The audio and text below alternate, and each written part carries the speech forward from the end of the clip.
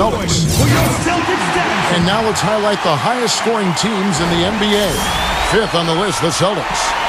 And how about the year they've had offensively? This is a team that can put points on the board in a hurry.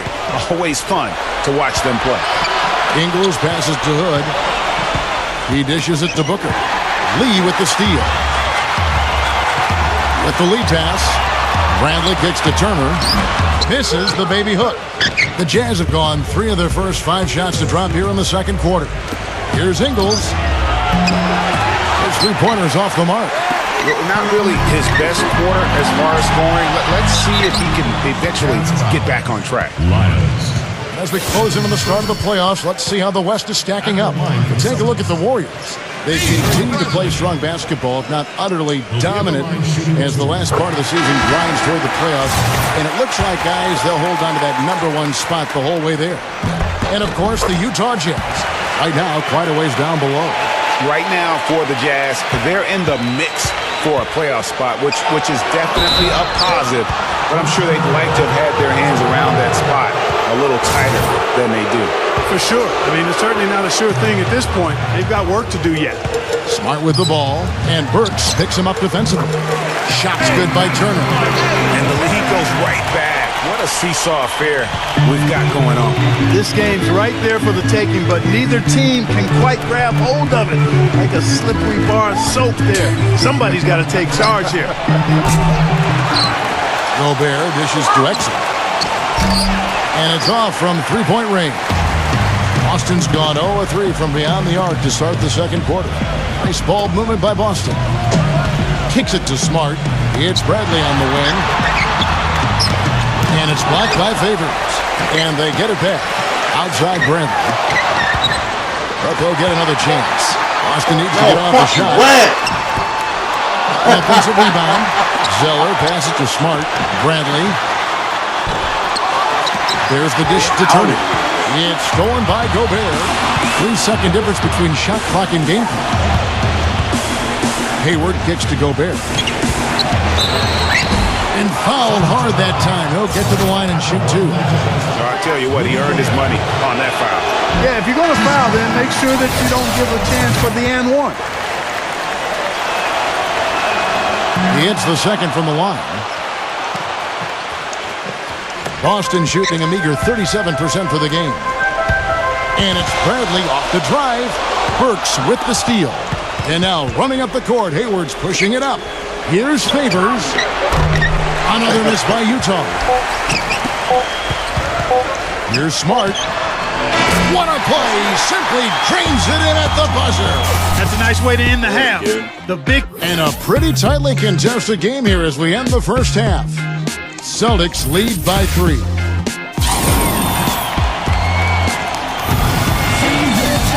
Welcome back, everyone. The second half about to get underway, and it's been a close one so far. One of the stories here, Marcus Smart getting it done today. Yeah, and sometimes it's the little things, the intangibles, that make a big difference.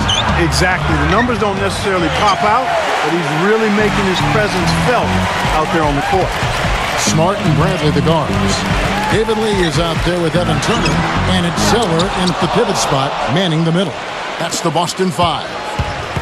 And there's the feed to Burks. Takes a 3, and that comes off the assist by Exum. Exum's got his 3rd assist on the night. How can you forget about him? I mean, he's not going to miss that open of a look. And really, he epitomizes what a point guard should be. I mean, his skill as a passer might actually be matched by that creativity he shows around the rim. Well, judging by that jam, Greg, I'd say you're absolutely right. Boy, that's a nice surge for them just when they needed it in a game that was so tight. So I tell you what, he earned his money on that foul. Yeah, if you're going to foul, then make sure that you don't give a chance for the and one. And Burks hits 2 free throws. So it's Boston now. And there's the pass to Smart. Outside Bradley. He feeds it to Turner. And the foul on Alec Burks. That's foul number 2 for him. Second personal foul. First team foul. And about a minute of action so far in the third quarter. Turner with it. Now defended by Exum. And Hayward with the block. but they recover it. Back to Turner. Pass to Bradley. Smart. Outside Bradley. Tries again. Lee kicks to Smart. Shoots the three. And Turner at the basket on the assist from Smart. Smart's got 3 assists tonight. The three-point shot has been a real weapon for them in the second half. Yeah, they've really done a good job of creating good looks from the outside, and now they've really got it going. Bradley drives in. The shot is off. Not too much congestion in the lane. I think he could have gotten a better shot that time, no question. And Favors kicks to Exum. Poked away. Dishes to Hayward. And a miss there on the triple. They've clearly been the better team on the glass. It hasn't necessarily translated to the scoreboard yet. Yeah, but over a full game, I like their energy. And if they can maintain that level of effort, I think it bodes well for them down the stretch. Hayward missing again. And he has slipped into a funk, Clark. You can see the confidence is shaking. Yeah, it really is. I mean, he's very much deflated. The basket looks a lot smaller to him at this point, and the only way you can get out of it is to work yourself out of it. Amir Johnson's checked in for Boston. Isaiah Thomas comes in for Marcus Smart. Burks' shot is good. And he's really shot the ball well, but it hasn't been contagious. Thomas dishes to Turner. Back to Thomas. Outside Bradley. Picks it out to Johnson. No good on the shot, a bit long that time. You almost have to assume he's going to knock those down when he is that open. I'm watching Amir Johnson, Clark. He seems so casual about silently destroying opponents in the paint. He's carried that air about him almost his entire career. You know what? He's rarely had plays called for him, Kevin. He doesn't produce a bunch of highlights, but he's really potent. I mean, that's why you never best give at up on defending play. opponents at the rim, grabbing in-traffic rebounds. Those both are valuable assets. Turner passes to Thomas. Offensive rebound, Celtics. Way to play the boards and come away with the offensive rebound. And Tyler Zeller's going to pick up the foul. That'll be his second foul of the game. And the Jazz with some changes. Lyles check in for Rudy Gobert. Trevor Booker comes in for Derek Favors. And Elijah Millsap subbed in for Gordon Hayward. They time it right. They can end this quarter with a 2-for-1. And that's how you want to end the quarters. It's 9 seconds separating the shot clock and game clock. Pass to Booker. He kicks it to Millsap. Nice shot from the wing. They got on this roll a while ago, and they just haven't looked back. You know, he's not somebody they lean on for points, but when he does score, that's a bonus. Smart kicks to Thomas. It's blocked. They get a hand on it. Into Johnson. And he jams it with authority. How about the sharp steal and then run out? It looks like they're ready to put the hammer down. We've been waiting for one of these teams, Greg, to pull away. Maybe that'll be a springboard for them. Could be. A dunk like that coming off a great defensive play has to build some momentum. And we wrap up the third and looking to be an exciting fourth quarter.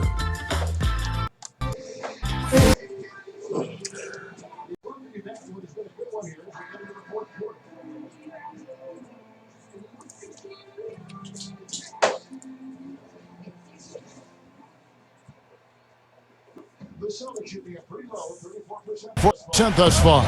And Utah looking at who they've got to start the fourth quarter. Exum and Burks, they're back. Trevor Booker is out there with Lyles. And it's Ingles in at the 3 spot. For the 3, the shot's good from Jerebko. Jerebko's got the fourth quarter started here with a bucket for the Celtics. Exum passes to Lyles. Tried to come right back with the 3 of his own, but it's no good. There's the call on Trevor Booker. That's his first foul. Gordon Hayward's checked in for Joe Ingles. Olynyk dishes to Jerebko.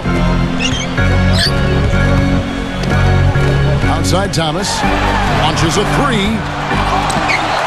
And stolen by Hayward.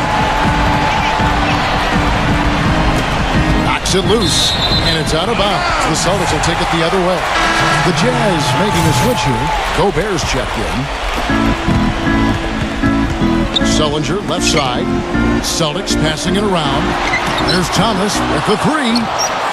They get that one, but guys, on the night, that's been the problem, securing the ball. They've been out-hustled. At this point, hard to see them recovering from that. Here's Bradley. Offensive rebound. Back to Thomas. It's up a three, and that one's good. And the Celtics lead by 6. Yeah, good-looking bounce pass to set up that one. Here's Gobert. And let's get your take, guys, on the scoring breakdown for Boston. They keep piling up the assists, and they haven't cooled off at all. You know, they've also been very good from the free throw line. I mean, that's been a very important part of what they've done today. Here's what Utah's going with right now. Joe Ingles is checked in for Alec Burks, and Trey Burke subbed in for Dante Exum. He just has not been able to get into that groove yet, guys, but as a whole, it hasn't affected them too much. And the basket by Ingles. And I'm sensing something special going on here tonight. It certainly does have the feeling of a classic, Greg. Let's see which team is better equipped to handle the pressure. He's been wayward and just off on about everything he's put up in this period. Celtics leading by 3. Thomas kicks to Bradley. Nailed from three-point land. Man, that's sure got to be a load off his mind after not hitting a single three-pointer in that first half. And Hayward gets it to go.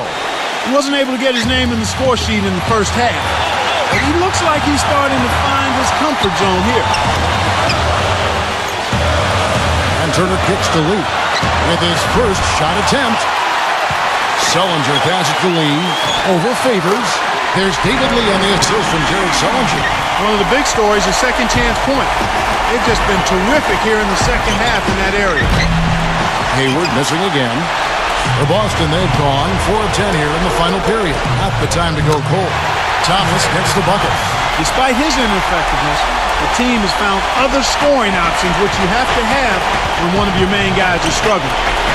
Burke can't get it to go.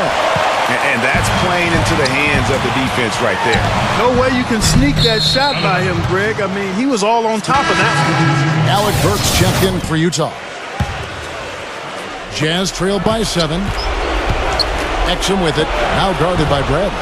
Exum's shot is off. Nice little lead they're enjoying here, and they deserve it with all the work they put in on the glass.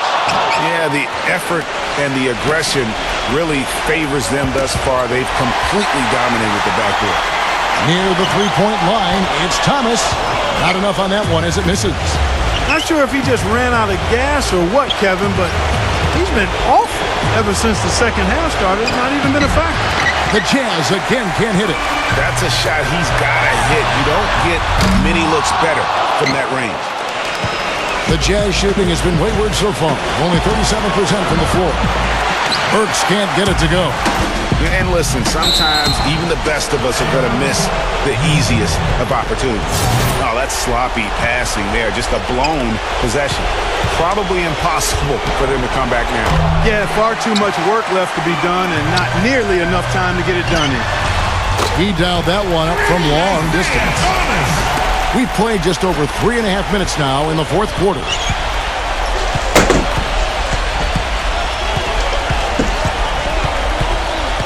There's a whistle, and it goes on Isaiah Thomas. That's foul number 2 for him. Amir Johnson. Jonas Jerebko. Jay Corral. Now, here's Exum.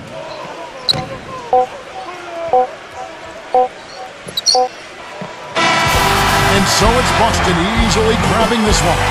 Even early on in this one, it seemed like they were happy to be playing at home tonight.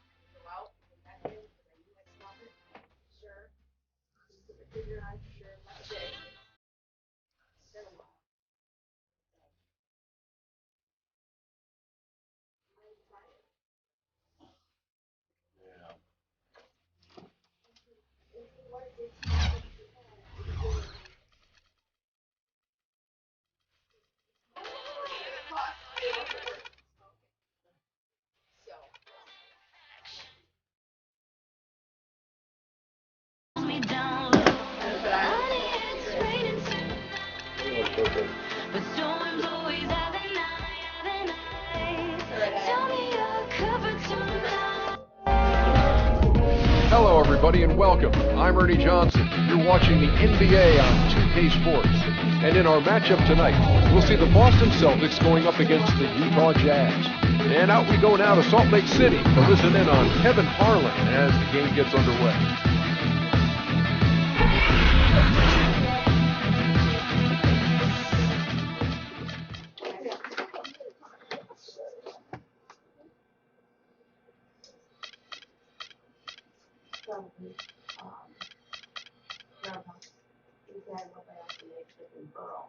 If you lose this game, you're losing the next one. I hope you know that. Winning now or forever hold your peace, dude. You got me on the ropes 3-2 right now. This game's like, so if I tie it to 3-2, And now the opening line for Boston. Boston. Jake Crowder out there with Avery Bradley. Then it's David Lee. Then it's Tyler Zeller. And it's Turner in at the 3 spot. And for Utah, Hayward 3 and favors the 4. Exum and Burks, they're back there. And it's Gobert in at the pivot spot, manning the middle. Nice make for him as they get the scoring started. Yeah, he gets it going, and who knows now? You know, it might be a really big night in store for him. A free throw drops for Gobert. For the Utah Jazz, they come in off a loss to Los Angeles. Just looking at the stat sheet, they gave far too many free throws away in that game. Maybe it was the noise in the building or something, but they really looked rattled. Well, Greg, I don't know if it was the biggest reason for that loss, but all of those misses from the stripe clearly had an impact on that game. Kept alive. We'll now go to Doris Burke, who spoke with Quinn Snyder. Doris? Kevin, even though these two teams have similar levels of success this season, Coach still feels like they have the upper hand going in. He told me we're stronger in the areas where it matters most, and I think you'll see that once this game unfolds. What he's referring to, we'll see as the game plays out, gentlemen. Great job, Doris. Thanks. Guys, what do you think about that report? You can tell the coach understands just really how evenly matched these two squads are. Fellas, that's a high IQ assessment by both of you. I mean, these two squads do a lot of things alike. I mean, their strengths and weaknesses very similar, talent level equal. Looks like a fascinating matchup on paper. Last game for the Celtics, it was a loss to the Atlanta Hawks. The inability to make threes in that game, because they took a lot of them, I think, is why they ended up on the short end of the stick. Yeah, they did take a bunch of them. Sometimes you can make up for poor three-point shooting with a strong inside game, but their inside game just wasn't strong enough. D there, guys, was pretty much non-existent. I mean, you can't leave a good shooter like that open.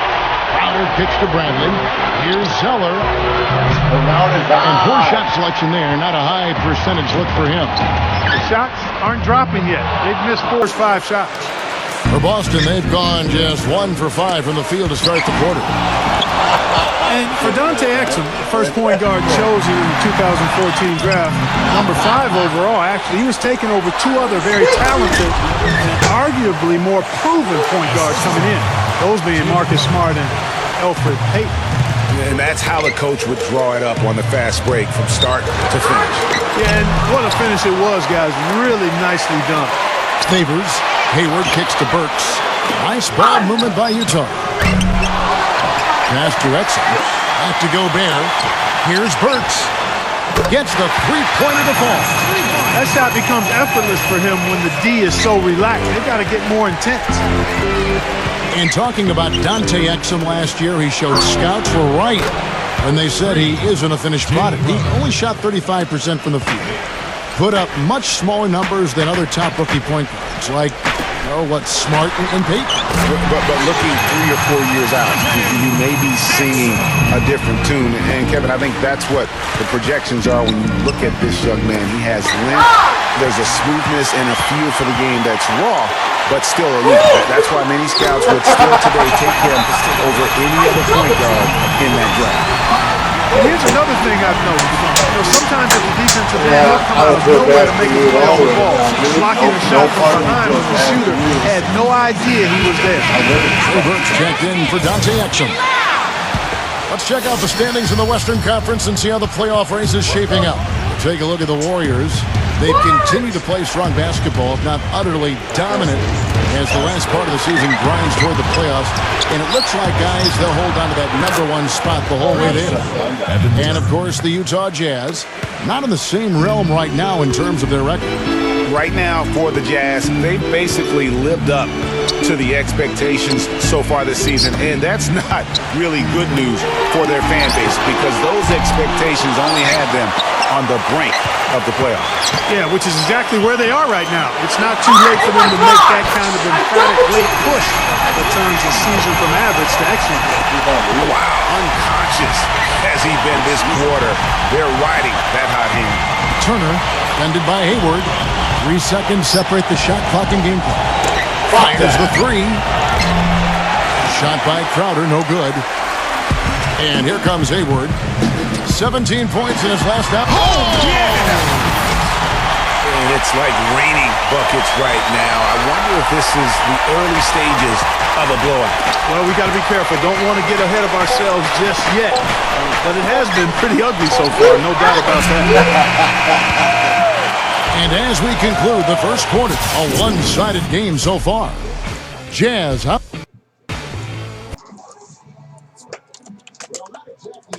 A close game so far, but as the second quarter starts here, plenty of time for a comeback. And guys, let's get your take on the scoring breakdown so far for Utah. Boy, the three-point shot has really been dropping for him early on. And the other thing, though, is their execution in terms of their ball movement has been flawless. Sets up a lot of easy scoring opportunities. On the court for the Celtics, the skilled front court of Jared Sullinger and Kelly Olynyk. Smart is out there with Isaiah Thomas, and it's your Rebko in at the 3, the small forward. Here's your Rebko. Outside for Thomas. Smart. And it's going to be out of bounds. The Jazz will take it. 24 seconds on the shot clock. Utah leading by 9. Burke, the pass to Hood. Dishes it to Burke. And again, it's the Jazz from deep. And good passing, setting up a lot of these buckets right now, Kevin. That's been the key. Time-dropping delights is what I call it. That's a nice pass. I will give you that one. Yep, he was on the money, that's no doubt. Utah's gone 6 of 12 from outside. A very nice 50% mark, shooting the 3-ball well. Well, clearly, guys, Trey Burke is a guy who is talent, drafted number 9 overall 2013, grew up in Columbus, Ohio, went to the University of Michigan. But so far, you know, Greg, in the NBA, he's been a bit of a tweener. And that's a great point. And part of the issue is, you know, he was a scoring guard in a point guard's body. And one thing that happens in college when you're the best player, it's a lot easier. Now you move up to the next level, you have to change what you do on the floor to impact the game. And that's been a challenge for him thus far early in his career. Interesting. Dante Exum is checked in for Utah. Here's Ingles. He had a 12-point outing in their last game against the Lakers in Los Angeles. And that one's good. Celtics trailed by 15. Sullinger outside. They get it back. Back to Thomas. That's going to be over and back. Not watching for the line that time. And now we've got a moment to see how the Jazz are doing ranking-wise, Kevin. 11th in three-point field goal percentage. 14th in blocks. And as far as team rebounding numbers, not a strong suit for this year. Top 20 in the league is all. That's not a sight you see very often. I mean, he has a great feel for that jump shot, especially when he's open. Tries again. That's good. Thomas got 5 now. That's how to orchestrate for your teammates. Terrific pass. Jazz leading by 13. There's the feed to Hood. He dishes it to Exum. He kicks to Hood. Pass to Exum. Just 5 to shoot. Feeds to Ingles. The Jazz need to get off a shot here. Off target from 3-point range. Celtics trailed by 13. Clark, they've been struggling here on offense. Yeah, a little bit of cottonmouth here. Dry spell for sure. From deep. That one goes. Count. Urebko's got his first bucket of the game, and he's on the board for 3. And a first time out of the game called for Utah. And guys, as much as Isaiah Thomas can help you on offense, at times he can hurt you on the defensive side. Immediately posted up by whomever he's guarding, you have to give help. And, of course, that leaves your defense vulnerable, particularly on the weak side and controlling that defensive backboard.